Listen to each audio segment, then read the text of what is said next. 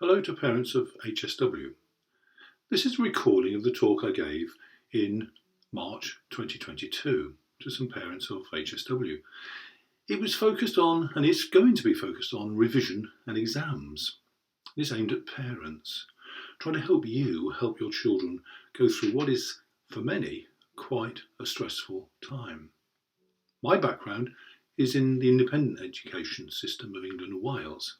I started teaching in the late 1970s at a school in Brecon, Christ College Brecon. Then I moved to Sherborne School in Dorset, Tunbridge School as head of geography, and then for the last 18 years I was deputy head in charge of pastoral matters, co-curricular activities at RGS Worcester, a school of about 900 to 1200 pupils. It varied through the years. What a fascinating time it was to be a teacher and a manager of education at that time. Really interesting, really stimulating, desperately challenging at times. Exactly the same since I retired in 2014, I suspect.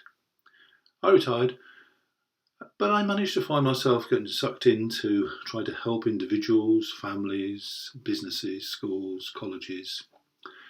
Really all about well-being, I suppose. I teach meditation, mindfulness, relaxation techniques, how to get better sleep, how to visualize well. And I'm really interested in that whole idea of how we can maximize our potential as human beings, particularly in this particular talk about youngsters and their academic potential. Now, we can't separate out the mental, the academic approach to life from the emotional, from the heavy physical side, which affects so many people as well, and also from, I think, the spiritual dimension of life. But let's just focus, if we can, on what you can do as parents to try and help your children go through the next few months or weeks and during the exam period as well. Now, pre-COVID, the change in GCSE examinations caused an awful lot of stress. I mean, huge quantities of extra stress which teachers hadn't seen before. And here's just a few notes from various newspapers at the time.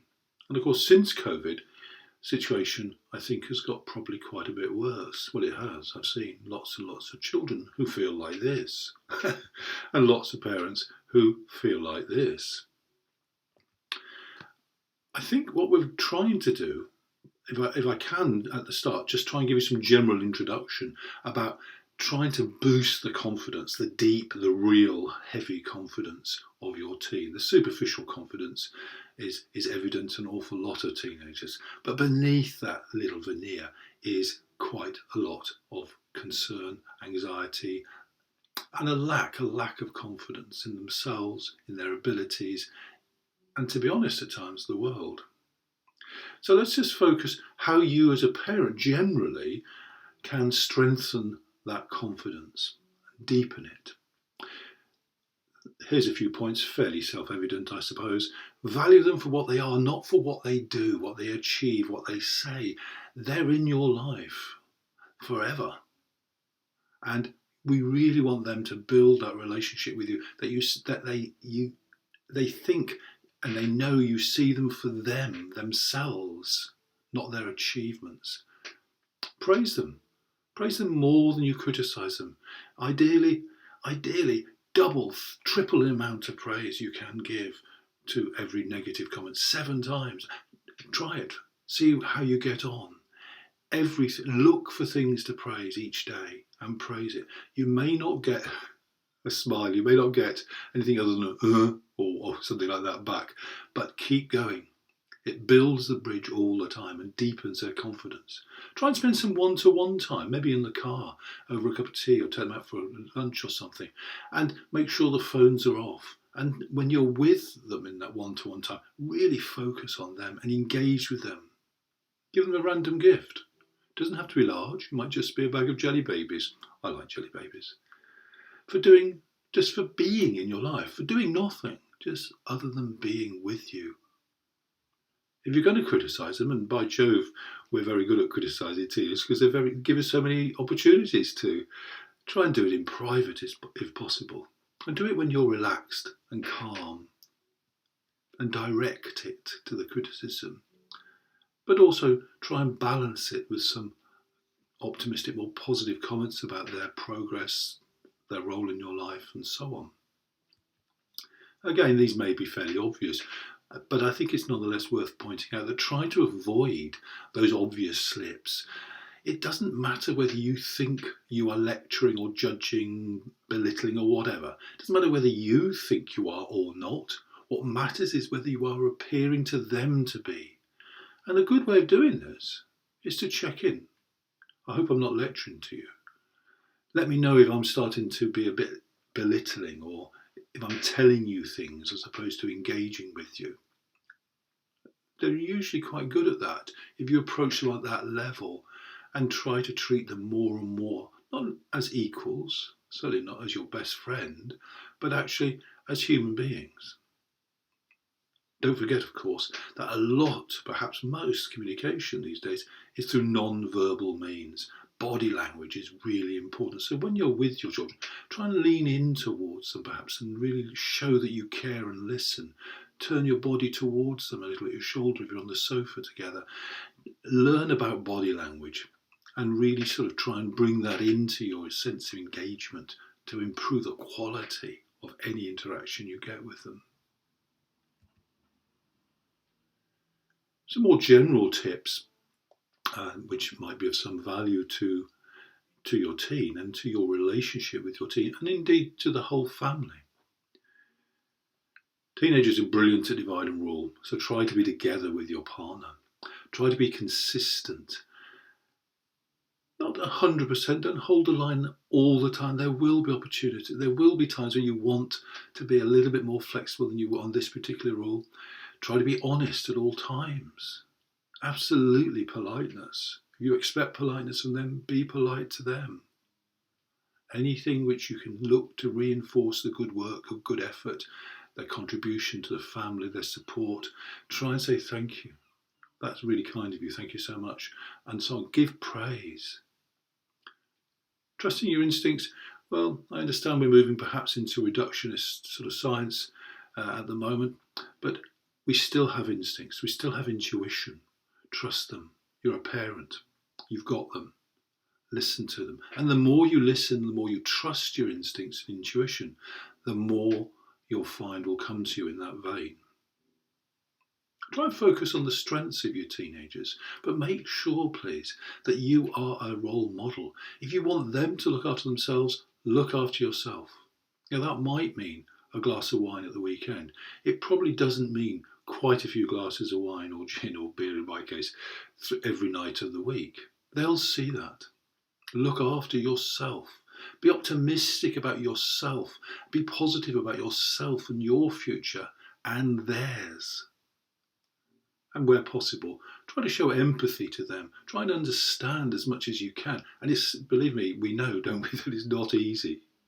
It's actually, as a grandfather of an 18-year-old and a 10-year-old in 2022, it's a lot easier to show empathy to your grandchildren, I think, than it is to your children.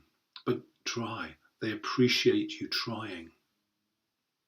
Hugging is so jolly good for everybody. It increases the level of oxytocin, that lovely cuddle hormone, the love hormone, which floods through the body when ladies give birth. Hug them. Just hug them for a few seconds, if they let you, of course. Stroke yourself. Hug yourself. It produces oxytocin in you as well. And that lowers any stress levels within you. Examinations, revision for exams, add to the stress. There's already a lot of stress in the world. At the moment, the Ukrainian absolute disaster area, the war there is so overwhelming, so many young people, and indeed adults. There's global warming. There's concerns about education. Will I get into university? Will I get the right grades? There's concerns about relationships, body identity and image. There's concern about what sort of job will I get, even though I go to university, will I be able to buy a house? And so on and so on and so on. There's all these challenges in the world, and they are not immune from it. And stress, for me anyway, is when we feel that we cannot cope with what's come along, that the pressures are too big for our capacity, our resources to cope with. And it doesn't matter whether you think they should be able to cope with exams because you did. What matters is what they feel, how they perceive the situation. And so having conversations about how do they feel, how do they perceive their stress level in relation to revision, sitting the exams, is a jolly good idea. Rationally, calmly, openly, and allow them to speak. Don't interrupt them if you can help it. Let them express themselves. They don't find it easy.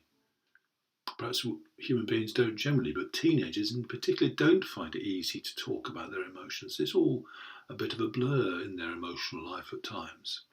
So allow them to get the words out and allow space and silence to prompt them to say more. I've been to lots of schools giving talks to children, giving talks to children as young as 6 actually on mindfulness, teachers about mindfulness, meditation, visualizations, relaxation, sleep, and identity, self-harm, and so on and so on. Every time I ask year 10 and 11 pupils about their examination, their revision, all those questions in black, they answer yes, absolutely. The one they answer no to is, do you think you will do as well as you can in the exams? Almost everybody says no. Almost everybody. These might be good questions to ask your child, of course, or children.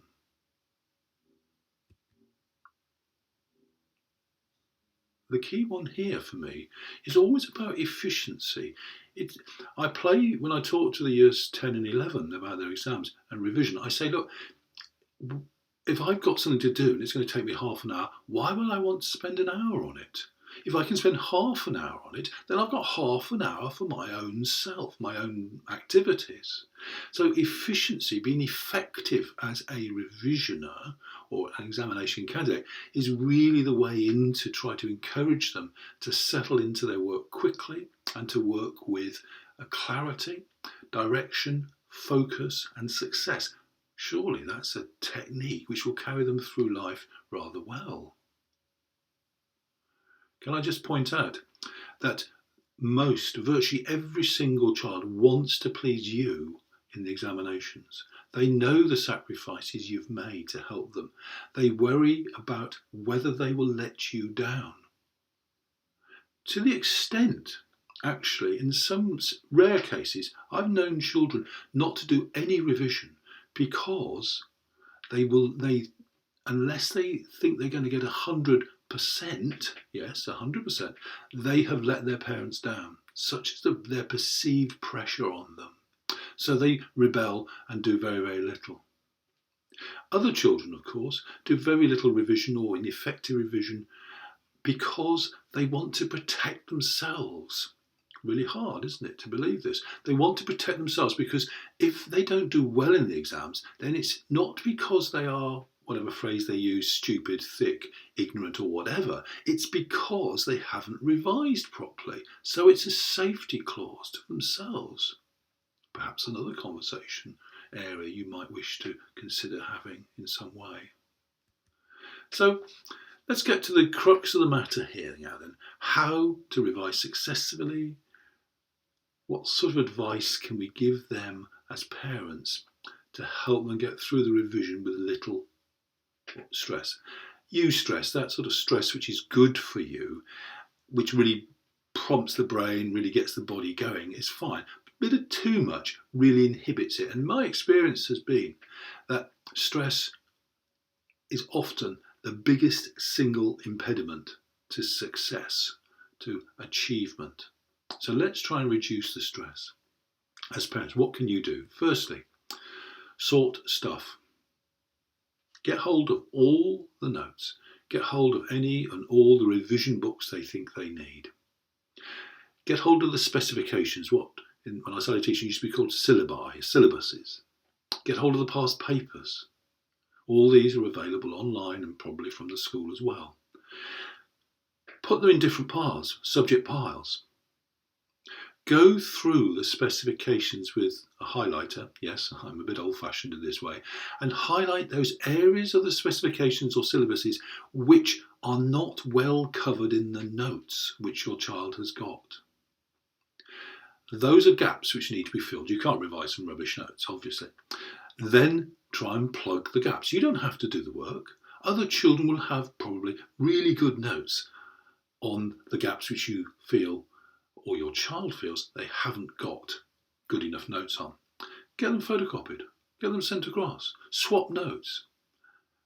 Get the notes in the piles, in the old folders in my day, revision books. Get the specifications. Get everything up to speed. Get it all laid out in an organised manner. Organisation helps reduce stress. We know that. Now, this is something you can do. But if you're going to do this for them, and ask their advice and ask their guidance and ask their permission, as it were, to try and, can I do this for you? I'd like to help you. Would this be of help? Those sorts of comments. Then do it with grace. Do it without any expectation of them turning around and saying, thank you very much. Because sometimes teenagers aren't very good at saying that to us. So you're doing it from a source, I would say, of love. And that's what we want. The other thing to sort out, I think, is their revision space. Obviously all the stationery, the pens and pencils, whatever people use these days, is the space. Making sure it's tidy and organised as much as it can be. Not to your level perhaps, but to their level. And if it's a bit chaotic, you could say, do you think it might help if we tidied up a bit more? I bought you something to put all your pens in, like the pot on the table there. It's their space though, of course. And to sort the stress out. And that's what we're doing here. If you can sort that out as stage one and get that done in the next couple of days or so, fantastic. That's really great. They may have done this already, of course. Then it's about planning.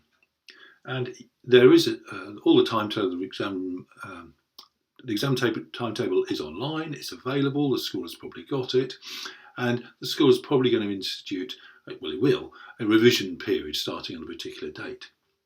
The plan is to start revising today. Now, whether you'll listen to this in October, the October half term, November, December, January, February, March, April, whenever, start now. And how do we plan for this? Well, here we go. Here's an idea. I like to think of days in 3 parts, morning, afternoon and evening.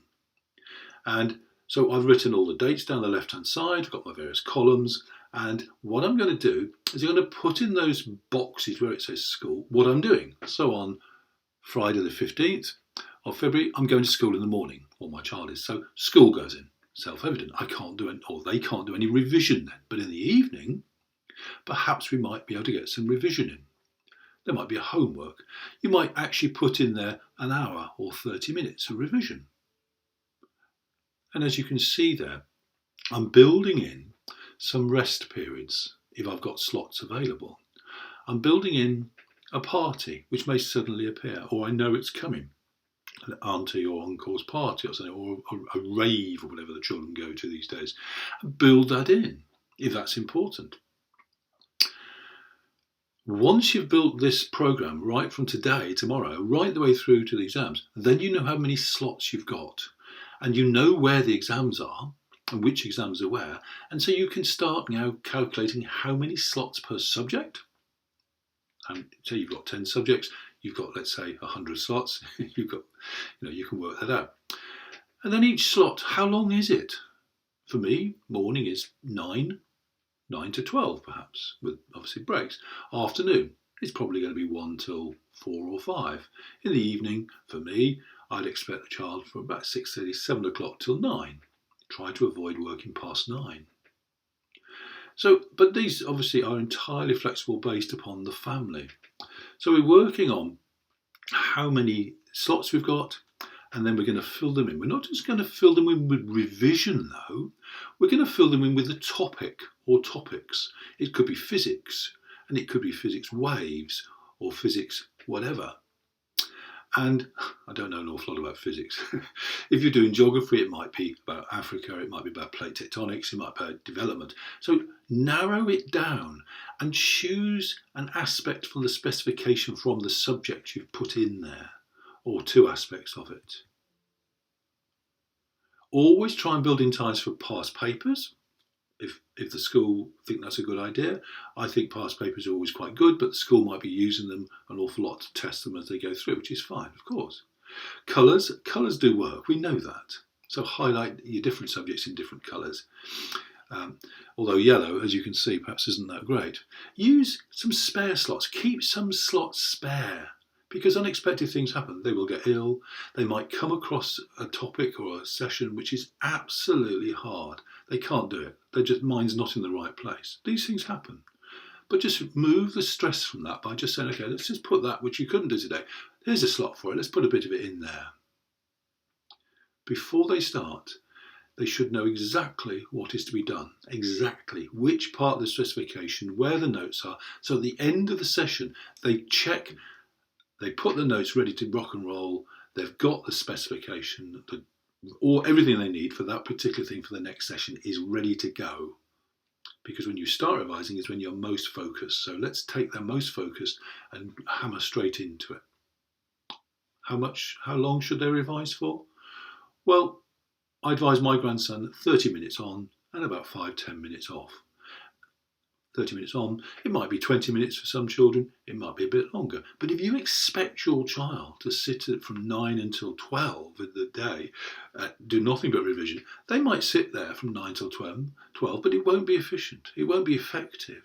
And it'll just build up a little bit of anxiety, worry, frustration, and perhaps a bigger gap between you and your child. So, again, these are all negotiable, isn't it? Everything I'm saying so far is negotiable. Everything is. Discuss, debate, not necessarily argue, but lean towards getting them to have a really major control of what you can do.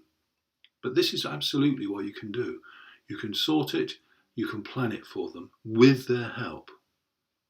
That will reduce stress. It will reduce stress for them, but also for you, because then you'll know, oh, that's tremendous, they're getting on, they're being professional about this, and that's what we're looking for.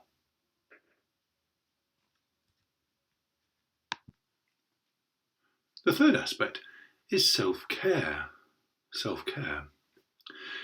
And here I repeat my plea for you as parents to look after yourselves, to be an example by what you do as well as by what you say. There's various elements to this, isn't there? None of these are desperately straightforward at times, but they're fairly obvious. Sleep. Obviously, poor sleep equals poor revision. It means inefficiency, which means lowering of confidence, increase of stress, and so on and so on. As I said, I'm retired, so I absolutely hope that a child would not wish to take their mobile phone into the bedroom after 10 o'clock. In fact, I wouldn't want any digital gizmos in the bedroom at all, frankly. We don't need to go into the blue light issue. That can be sorted. We can go into this sort of psychological reliance upon it, a constant checking on it if you wish to, or you can go into in a discussion with them the idea that the electromagnetic waves do have some interference with the production of the hormones which encourage you to sleep and to sleep well. But you may wish to have a little bit more of a read around online about the relationship between sleep and ability to concentrate before you have a conversation with your child about this. The way I advise parents to tackle the issues such as mobile phone and bedtimes and that sort of stuff, knowing full well that the hormone melatonin, which causes people to go to, boosts the desire to sleep, it comes on later for teenagers than it does for adults, and their natural cycle is to sleep in a bit later than perhaps you and I, because that's the way the body is built in the teenage years. So despite all that, they have schedules to keep to, go to school and so on, and so do you. So it's important to have a conversation about this issue.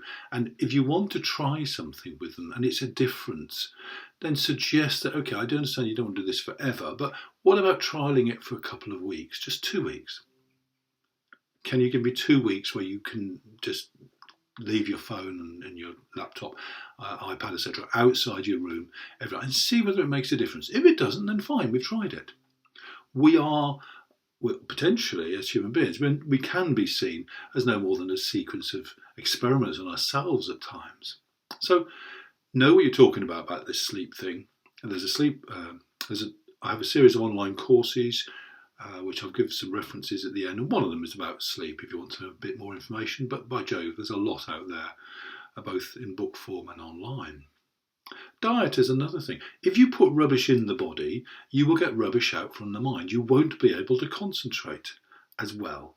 We know this. You won't physically be able to do as well, and so on and so on. The children know this. If you put so the no foods, the foods which really do interfere with effective quality learning, are those there. And the yes foods, yes please foods, are those there. And again, if you wish to know more about diet, there's an awful lot of stuff out there. But this is something you can do to have a conversation. Would you like me to build in some foods which will help you concentrate better, which help you absorb information better, to retain it and to access it better? And over 2 or 3 weeks, you will begin to see changes if you build these up more and more into their diet. Ideally, I'd like this to start in November, October. But of course, if we're in March or April, then this is not quite so easy. But it can still help if you're doing now. Partly, if you leave it late, but where we are now, roughly March, if you leave it now, if they do start thinking about the diet and you encourage them, you try and offer them this right inverted commas sort of food, then they feel that they're making a difference. And it's that feeling, it's the expectation that it's going to make a difference.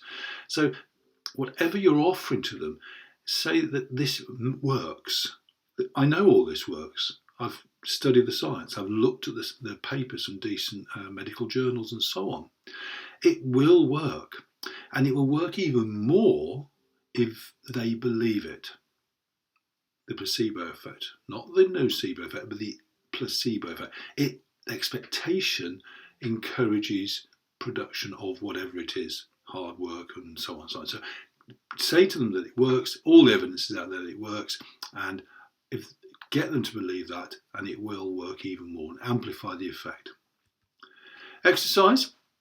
That is not a picture of me, I hasten to add, very rapidly. I used to do a little bit of the old sweaty stuff, running around and weightlifting and all that sort of stuff. I don't anymore. I much prefer to do the gentle stretches. But I said to my grandson, who's quite a bulky chap, quite a tall chap, quite active, I said, do your 20 minutes, 30 minutes or so, and then run up and down stairs for a few minutes. Really let off a bit of steam. Get that heart racing. We'll explain why we want to do that in a moment or two. And do some sort of exercise. Do 20 press-ups. Jump up and down. Run around the garden. It doesn't matter. Do something. And when they're at their desk, these are the sorts of things they can do.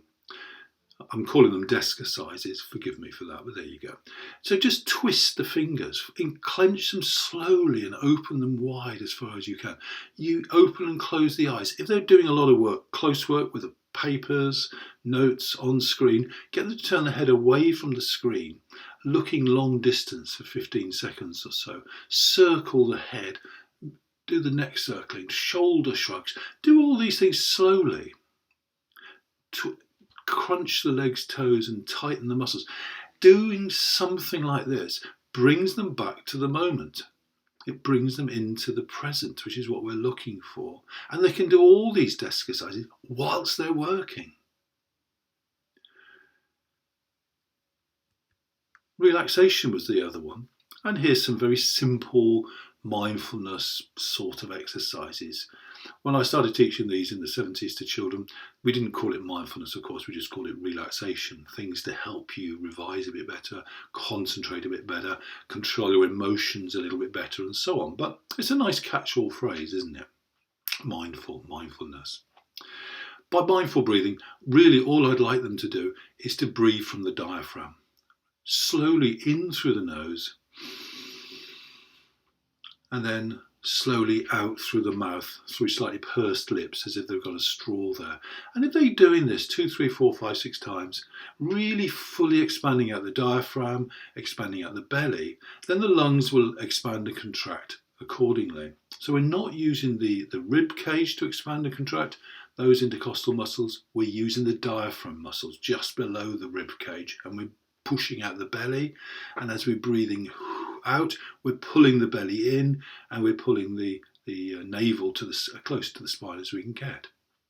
Oxygenation. The brain takes about 20-ish%, maybe 25% of the oxygen we breathe in. It weighs about 3% of our body. Oxygen is vital for clarity of thought, for creativity, for concentration of what we're doing. And again, you're selling this to them all the time. This will make you more efficient as a learner. And we know that if we're sitting down or we're being stationary, in the West, we don't breathe in a very deep fashion. We breathe very shallow fashion. So the bottom half of our lungs, after about an hour or so, really has got air in, but not an awful lot of oxygen in. So a good one here is the 4-6-8, which I'm calling that, where you inhale for a count in your head of about 4, hold it for a count of longer, let's say 6, 3, 4, 5, 6, and you're breathing out slowly with control, always with control, for a count of 8.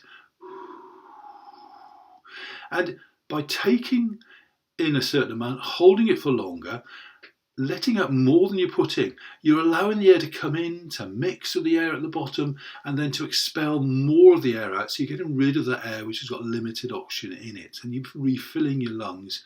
If you do this for a minute, 5-6 breaths, or 2 minutes, you have just pumped in round about 20% more oxygen into your brain. You're going to be more efficient. These are tips you can offer to them. You can guide them towards them. You can show them how to do it. You can encourage them to do it. And you can do it yourself, of course, but they've obviously got to do it. The tongue, by the way, is you just stick your tongue out as far as you can and breathe over the tongue, in and out.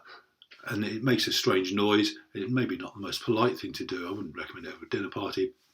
But you're feeling the air coming in. You're bringing yourself into the moment.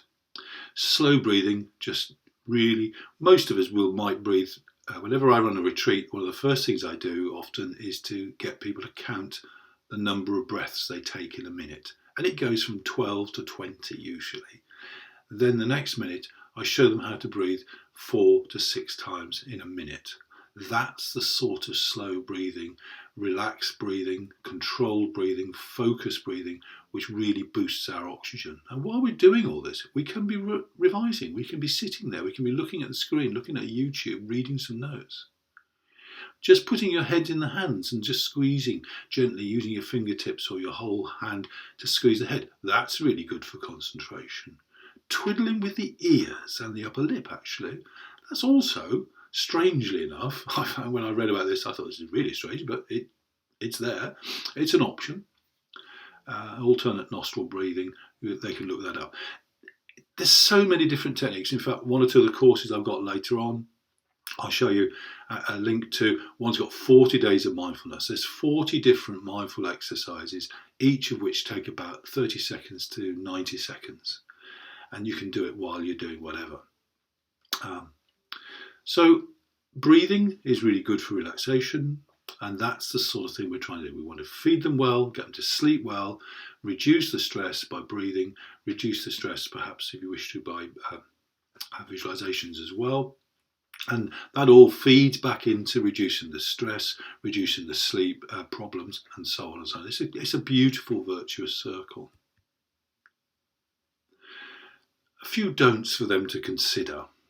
Notice the word there, to consider, not to, you must not do these sort of things. So it's a discussion again, isn't it? Don't try to revise from poor or useless notes. Don't try and work every minute of every day. Some people do, and inevitably they will fail. That means that they get a sense of failure, not being successful, therefore the cycle downwards will start, which we don't want. Try to encourage them not to leave the revision just before the exams start. Some people say you shouldn't revise the night before an exam. I'm afraid I'm not one of those. Some people say you shouldn't revise immediately after exam. I'm afraid I'm not one of those. Don't start revising with no plan. Don't start revising until you've chunked each subject down into topics, and the specifications are really great here. Try to encourage them never, ever, ever, ever to be influenced at all by anybody who says, who are too cool to revise. Oh, don't worry about the exams, I'm not bothered about them, they're useless, they're not important, and all that sort of stuff. That's not them. That person perfectly entitled to their opinion, but it's not your child. And they need to be, and it's a message for life, isn't it, really? Try not to be too influenced by other people. There's no good pretending to revise, no good locking yourself away into a room, sitting there for half an hour or so, saying you have done half an hour's revision, when all you've done is twiddled your thumbs. Because, as my teacher always used to say to me in the 70s, 60s, you're only fooling yourself, Lowson. And fair enough, I still quite like the phrase. So, if they don't understand something, that will knock their confidence.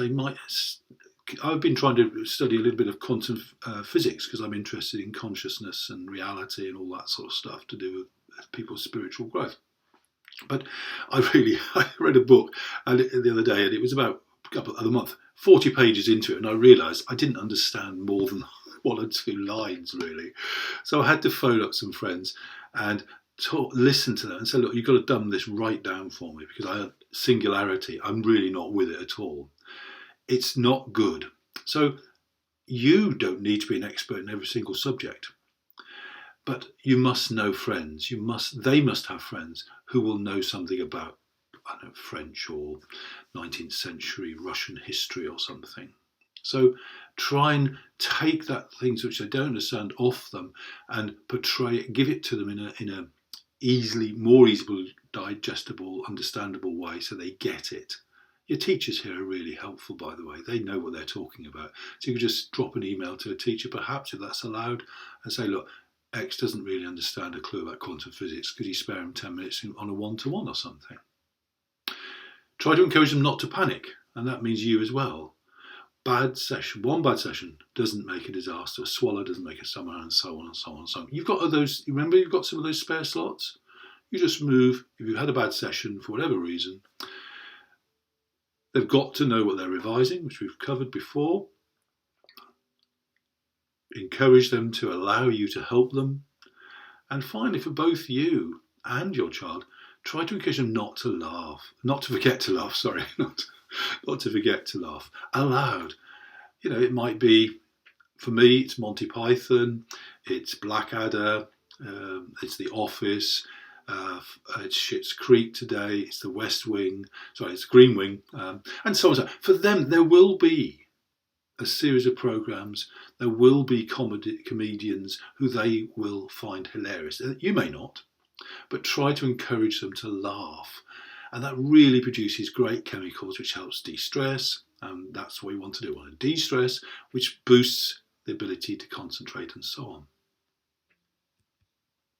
How to revise? Well, again, your teachers have had a go at trying to help them to introduce them to a range of techniques. You have probably done some revision in the past, maybe a little while ago.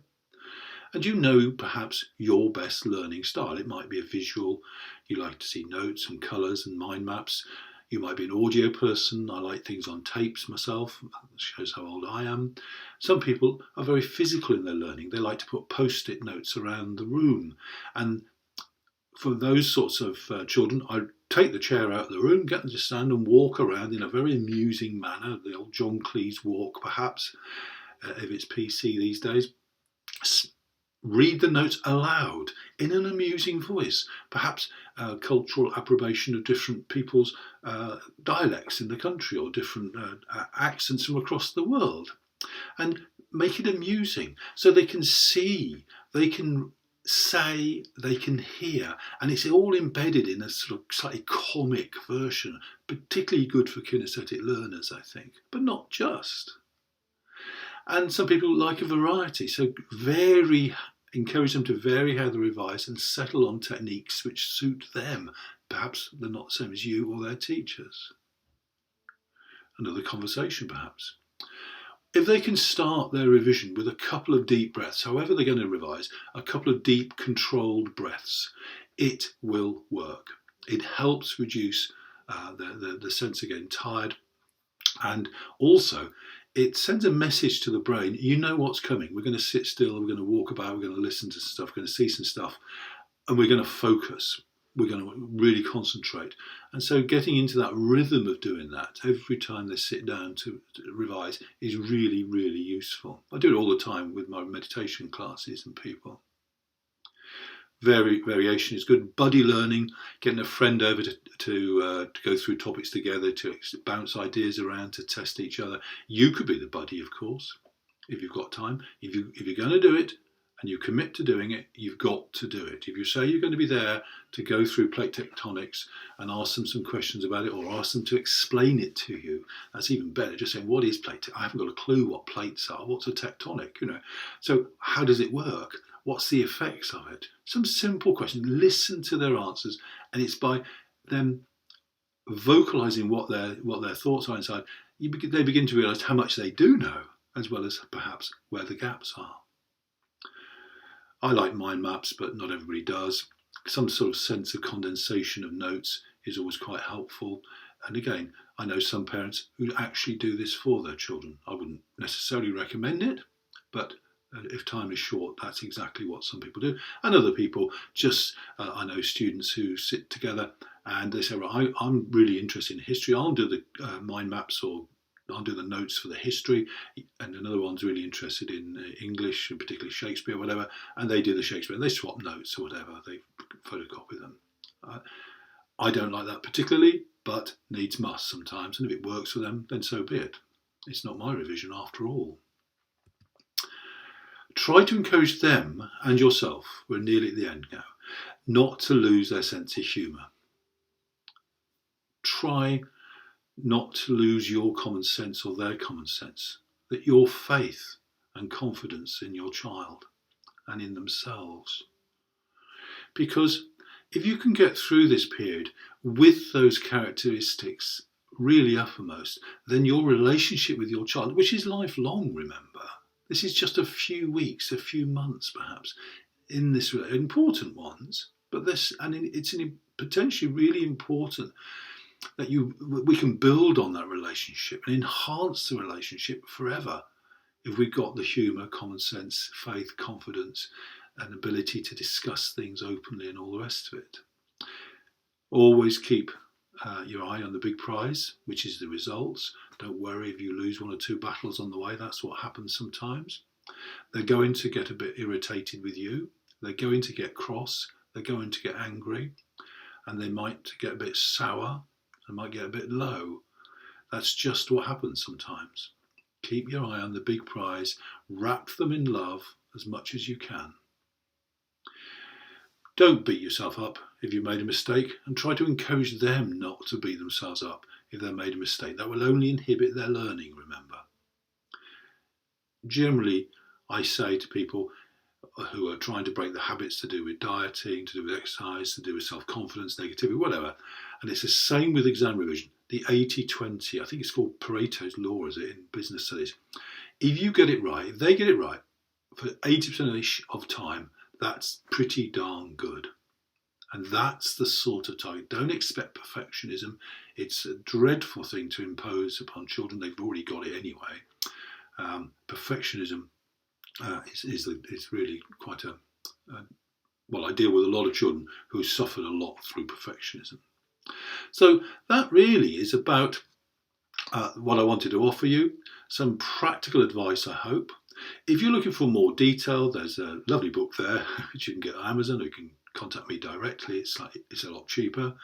And it's everything I've said is in there, plus more, in a lot more detail. There's some courses, some online courses on those two websites at the top there. There's a second one there specifically aimed at teenagers. There's 4 or 5 courses in there, and I will be adding to that, I think, probably this year with a colleague. And it's about the teenage brain, how you communicate with teenagers, the pressures they face, and so on and so on. Finally, if you like podcasts, and I was unaware what a podcast was a few years ago, and my grandson, who's doing his A-levels this year, has never sat a proper exam, as it were. But in preparation for his GCSEs, I produced for him 21 brief 2 or 3 minute podcasts. His name is Isaac, as it happens. He's a fantastic guy, but an idle toad. He did nothing, absolutely nothing. He did the bare minimum, to be fair to him, and he admits that quite happily. And we got to the end of year 10 and everybody was panicking. Well, he wasn't. His parents were. And we had a lovely walk one day and a nice chat. And at the end of it, I said, look, it's up to you. You know, parents can't make you do it. If you want to blow it away, then fine. That's absolutely fine and dandy. I'll support you, whatever you do. And he said, no, I'm going to go for this. And bless him, he absolutely did. And this was my minor contribution to this. And I took him through from day one right the way through to the end. We had some advice in there, some podcast advice about what to do in the exams, how to de-stress just before you go in, what to do in the exams. And it takes you through diet, it takes you through exercise, it takes you through a lot of the stuff we've said here. And they're all free on that particular site. They're on Spotify and so on. So, if you can follow all that bit of advice, if you can keep your sanity and your sense of humour and sense of proportion and so on throughout the whole of this process between now and the end of the exams, well done you. And well done to them. And well done to both of you. And hopefully, it may not be as plain sailing as this is here in front of us, but hopefully thereafter, you've built on your relationship and that you can really fly in the future. One final point, bribery or inducements. And a lot of children ask me about this. A lot of parents ask me, should I bribe my children with money, a car, all sorts of strange things, you know? Well, it's down to you and your son or daughter, isn't it, really? What do you think? Would it encourage them? Are you sending the right message? If they work hard, should they get something at the end of it other than the satisfaction of getting good grades? That's for you. But I do know families who have offered their children. In fact, I actually offered my grandson, I think it was £100. No, it was £50 for every very top grade he got, £20 for the next grade, and so on and so on. And I thought it was, for him, at that particular moment in his life, that was an important mechanism which just tipped him slightly, he said, since then, towards working hard. It wasn't the be-all and end-all, but it certainly made, perhaps, he thought, a slight difference. He may have been just being kind to me. So you can call it bribery, you can call it inducement, you can call it a fact of life, really. People exchange their times and efforts for cash for all sorts of reasons. So, I wish you every possible success. I wish your child every possible success. And whatever result they get at the end, please try to be as supportive as you possibly can be. It's your child. Show them you love them. Unconditionally means without conditions, of course. The very best of luck.